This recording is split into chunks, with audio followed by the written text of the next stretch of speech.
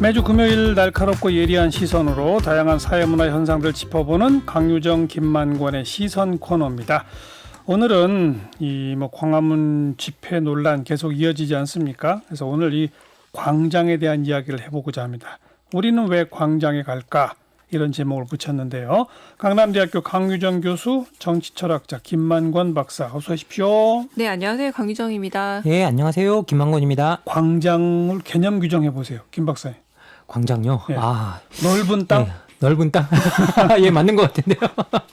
근데 이게 정치학적으로는요, 이게 민주정과 공화정이 있던 곳에 필요했던 공간입니다. 왜냐하면 이게 여러 정체를 들여다보면 오로지 이제 고대 그리스 그리고 이제 고대 로마가 이제 소위 아고라와 포럼이라고 하는 광장을 갖고 있었거든요. 예. 근데 이 모든 정체를 들여다봐도 광장이 정치의 중심이었던 곳이 이 민주정과 공화정밖에 없어요. 그런데 그 이유가 뭐냐면 평범한 사람들을 정치에 참여시켜야 되잖아요. 그러기 위해서는 사람들을 모일 수 있는 공간이 필요했고 예. 그래서 그 공간을 제공하기 위해서 항상 그 도시를 만들었을 때 그 도시의 가운데 광장을 놔뒀던 예, 그래서 정치학적으로는 상당히 이제 공화정과 민주정의 가장 친화적인 공간 이 바로 광장이었죠. 그 시작에 있어서는. 독재의 상징으로도 군중동원의 광장이 필요한 거 아니에요? 그것도 사실 정치적으로 이제 실제 이제 독재가 시작되고 난 다음 독재가 있었던 곳에서도 이제 그렇게 돼 있는데요. 그러니까요. 예, 독재에서는 사람들을 동원하는 공간. 그러니까요. 예, 그렇게 되는데요. 이후에 이제 내려오면서 그 의미가 그렇게 변천이 되긴 했는데 실제 정치학에서는 출발은 예, 민주적 토론의 공간. 예. 그리고 지금 현재로는 정치학은 광장을 어떻게 규정하고 있느냐? 비어 있는 곳.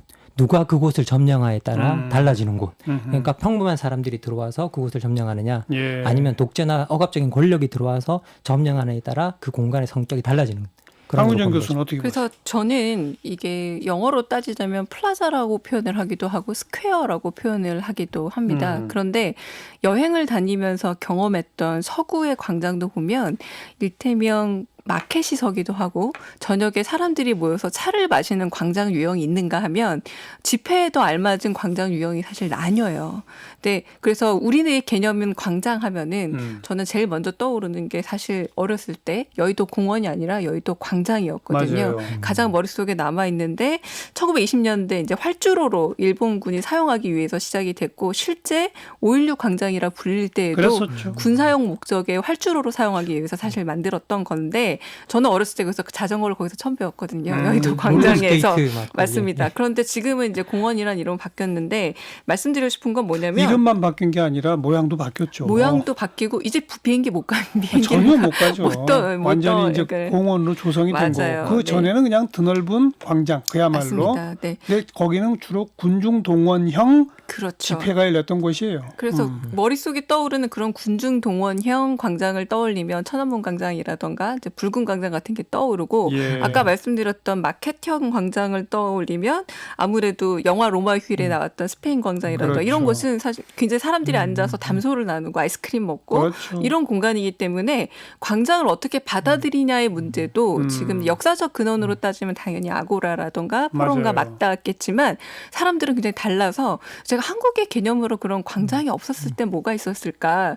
마당의 개념이 더 가까운 거예요. 그렇죠. 마당 놀이를 하고 장마당이 선다는 표현을 썼어요. 맞아요. 광장이라는 표현 사실 한국인에게는 어색하고 광장 중심 문화가 서양 문화라면 사실 한국 문화는 길 중심 문화라서 무슨 길, 무슨 마당 옆에 무슨 길 이런 개념이라 어떤 점에서는 저는 수입된 개념이고 굉장히 현대화된 도시인들에게 익숙한 개념이 광장이 아닌가라는 생각이 들기도 했습니다. 강유정 교수님 말씀을 들으니까 이제 또 생각이 나는 게 뭐냐면요.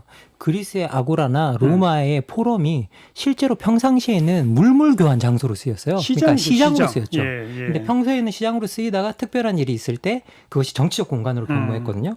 그래서 기본적으로 이 광장이라는 곳은 과거 이제 고대적으로 서양에서 보면 여기서는 사적인 삶과 공적인 삶이 조우하는 곳이었어요.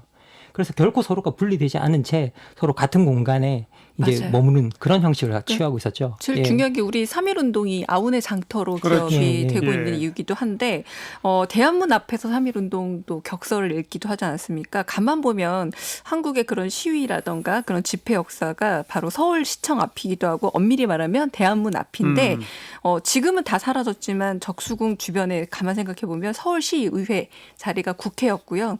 그리고 시립미술관 자리는 지금도 흔적이 남았지만 대법원이었고 정부 서울청사가 있다 보니까 사실 여기에 주요 3부가 다 모여 있었으니 네. 여기서 집회를 할 경우에는 굉장히 파급력이 그렇죠. 컸고 대한민국 정치 1번지니까. 맞아요. 1987의 그 중심이 왜 서울시청 앞이 되었는가. 그러니까 예. 지금하고는 상당히 다른 지역이라 뭐 제 또래 되시는 분들은 거의 다 기억하시겠지만 아마 젊은 분들은 오히려 2002년 월드컵 기억이 더 강하기 때문에 아니 거기 그 좁은데 국회랑 대법원이 다 모여 있었다는 거야라고 의아해하시지 않을까라는 생각이 들기도 했어요. 네. 그런데 이제 최근에 오면서는 이 광화문을 중심으로 시청까지 이르는 그 광장이 촛불 집회, 그래서 최순실 파동, 박근혜 탄핵으로 이어지는 한 번의 역사적 경험이 있고 또 어쩌면 그 경험의 반대급부로 태극기 부대가 또 조국 사태 이후에는 거기도 역시 뭐 수백만이 모였던 대규모의 집회도 하지 않았습니까? 아까 김만권 박사가 그런 표현을 썼습니다마는 누가 거길 차지하느냐. 네, 맞습니다. 어떤 그런 싸움의 장이 또 되어 있는 것도 같아요. 지금 현재는 거의 그렇게 변해버렸는데요. 실제로 이제 우리나라에서 지금 현재 광장이라는 공간을 많은 사람들이 부당한 권력에 대한 저항의 공간, 그러니까요. 그리고 거기에 연대의 장소로 인식하면서 자기가 생각했을 때 억압받고 있다고 생각한다면 그 공간에 들어가서 자꾸 그 자리를 차지해서 거기서 자기의 의견을 표현하고 사람들에게 예. 뭔가를 알리려는 그런 공간에 들어가서 지금 현재로는 아주 어떻게 보면 정파적인 공간이 되어가고 있다라는 그렇죠. 느낌이 듭니다. 예. 그러니까 도시 거주인이 굉장히 익명적 존재고 스스로 익명성을 띠고 싶어하는 존재인데 광장에 가는 순간 공동체의 일원이 된다라는 거죠. 그리고 이게 굉장히 우리한테 사실은 올해는 좀 아픈 기억이 되었지만 작년 그래도 어느 정도 중반까지는 상당히 좋은 기억이 많았던 거예요. 2002년 말 그대로 정말 사람들이 만나서 흥분의 도가니 속에서 기뻐했던 경험도 예. 있고 촛불을 평화적으로 그때 세계 외신에서 난리 났잖아요. 이렇게 많은 인파가 그렇죠. 모였는데 아무런 유혈 사태도 없고 심지어 쓰레기도 없더라라는 네. 그런 기사가 날 정도 우리 자부심의 공간이었는데 어떤 점에서 공동체라는 게 꼭 같은 생각을 가진 사람들이 모이는 것이 아니라는 아니죠. 걸 점차 깨닫게 됐던 게 사실 작년에 전혀 다른 성격의 집회가 강화문이랑 한 공간에 열리기도 했었고요. 태극기 이른바. 올해도 엄밀히 말하면 좀 그런 경향이 없지 않아 있었는데 예. 그러다 보니 모이는 게 다 좋은 거다. 집회라는 게 다 어떤 의사표현을 하기 위해서 긍정적인 것이다라고 생각했던 분들이 역시 코로나 이후에 사람들이 모이는 것에 대한 공포가 생겨서인지 조금 더 꼭 모여서만 해결할 수 있는 것인가라는 의문도 생긴 것 같습니다. 네. 그러면 코로나 시대 광장이라 아마 더 지금 예민해지는 것 같아요. 그렇죠? 실제 이제 우리가 광장이라는 곳은 이게 원래 포럼이라는 말에서 알 수 있듯이 열린 공간이고 그 열린 공간을 말로 채운다는 뜻이었거든요. 원래 이게 말로 채우는 공간이라는 뜻이었는데 이제 그 말로 채우는 공간 안에 이제 그 사람들이 모여들었는데 지금 현재 질병과 같이 있는 거죠. 그렇죠. 그러다 보니 우리가 전파되고 옮겨야 될 것은 말들인데 말 대신 병원균이 옮겨가고 그러면서 사회를 위협하는 이제 현상이 나타나기 때문에 이 코로나 시대, 질병 감염병 시대의 이 광장은 좀 다른 의미로 읽혀지게 되는 것 같습니다. 온라인상의 광장 이런 것들로 지금 옮겨가야죠. 사실은. 실제로 많이 옮겨가기도 예, 했습니다. 예. 온라인상에서 많은 분들이 뭐 소비자로서 그리고 투표권을 가진 사람으로서 내지는 뭐 여러 가지 자기 정체성을 가지고 그렇죠. 드러내고 있는데 결국은 이번에서 좀 제일 정광훈 목사 집회라고 했을 때 목사라는 말에서도 드러나지만 어떤 점에서는 이 종교가 갖고 있는 전근대적인 어떤 맹신의 어떤 결합이 있다라는 거죠. 그게 이제 공간이 집회가 만났을 때 광장이 만났을 때 굉장한 파급력을 가져왔다라는 게 다시금 느껴졌다라고 보고요. 최근에는 그런 어떤 연설이 없었지만 과거에 가령 굉장히 연설을 잘하는 정치인들이 정말 여의도 광장에 사람을 모으는 능력 같은 것들은 대단한 아우라를 가졌단 말이에요. 예. 대단한 대중 설파력을 가졌고 그런데 이런 부분에서 이제 광장 정치 사람들이 피로감을 느끼는 게 굳이 오프라인이 아님에도 불구하고 온라인에서 할 수 있는 얘기들이 더 많고 내 의사 표현을 할 수 있는 가능성이 있다라는 점에서 이제 더 광장에 대한 또 새로운 생각들이 나오게 되지 않나 싶습니다. 사실 이 대의민주주의 체제가 들어오면서 광장이라는 곳은 이 우리가 대의민주주의는 대표자를 뽑잖아요. 그런데 이 광장이라는 곳은 대표자를 거치지 않고 유권자들이 직접적으로 이제 직접 민주주의를 할 수 있는 공간이었거든요. 근데 그게 직접 민주주의가 늘 일어나지 않잖아요. 그래서 이걸 정치학 용어에서는 엑스트라 오디너리 폴리틱스라 그래서 초일상의 정치라고 표현하거든요. 그런데 이게 초일상적 행위가 일상의 행위가 되면 엄청 피곤해지는 거죠. 피곤하죠. 예, 사람들이 그걸 견딜 수가 없는 거죠. 예. 예. 그것 뭐 대표적인 예가 이제 뭐 어떻게 보면 영구혁명이라는 개념이었는데요. 그 영구혁명이라는 게 우리가 어떤 혁명이 일어나면 다른 사람이 하는 걸 계속 도와주는 그런 걸 해야 되잖아요. 그런데 거기에 대한 피로감이 엄청나거든요. 사람들은 어쨌든 뭔가가 되면 맞아요. 일상으로 돌아가고 싶어하는 속성이 예. 있거든요. 예, 그래서 피로감이 엄청난 것 같아요 지금 현재. 그러니까 국회라고 하는 정치의 공간이 제대로 작동을 하면 검찰도 법원도 안 바빠도 되고요. 광장에 안 모여도 되거든요. 근데 우리는 이 국회라는 공간이 제대로 역할을 못 하니까 맞아요. 법원이 바쁘고 광장이 바쁘고 지금 그런 맞습니다. 모양새죠. 그러니까 또 우리가 최인훈 작가가 이제 제일 유명한 소설 광장, 광장이고 그렇죠.